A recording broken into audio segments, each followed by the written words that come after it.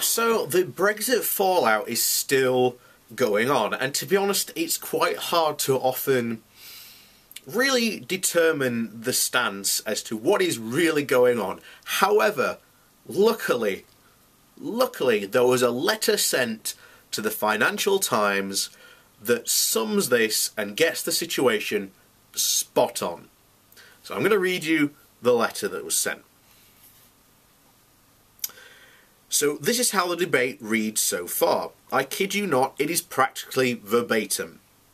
Remainers, left holding the Brexit baby after the Leavers left. WTF. Leavers, we voted Brexit. Now you Remainers must implement it. Remainers, but it's not possible.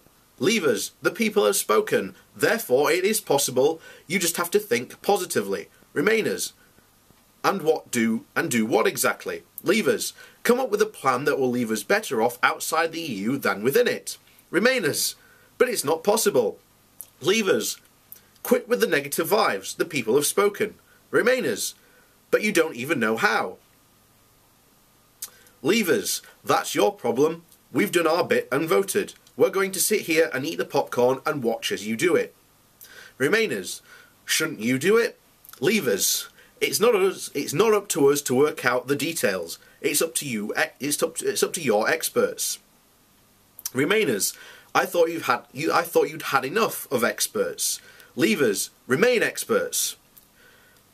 Remainers, there are no leave experts.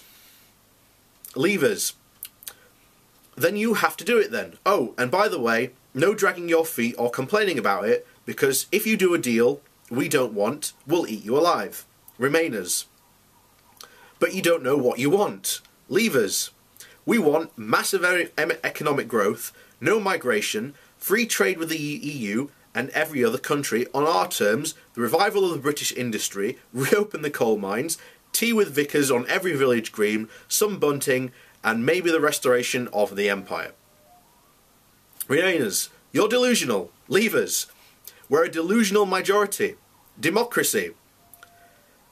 So do the thing that isn't possible very quickly and give all Leavers what they want, even if they don't know what they want, and ignore the 16 million other voters who disagree.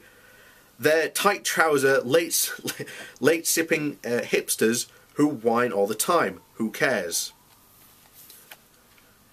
And that literally sums up Brexit, the situation we are literally in. There is no positive side to this deal. And as said there, Remainers want massive economic growth and want to be better off. But the problem is, we were better off in the EU. I've just literally come back from a conference last weekend in Manchester with JCR UK, and there were a couple of people from other chambers in Europe who were there as well. They're all like, yeah, that a good deal of the UK outside of Europe's not going to happen. Everyone knows it, and the Leavers are right, they're delusional. They don't understand trade, economics, a lot of the big nitty-gritty details of like stuff that's going to happen. There's lots of stuff. For example, data laws. Look into that. That is going to change massively. This law that, you know, these laws that are hundreds of thousands of pages thick, detailing this. It's EU law. We can't have that after we leave. So now Parliament's going to have to try and pass all these new hundreds of thousands of laws in 2 years. And then somehow be better off.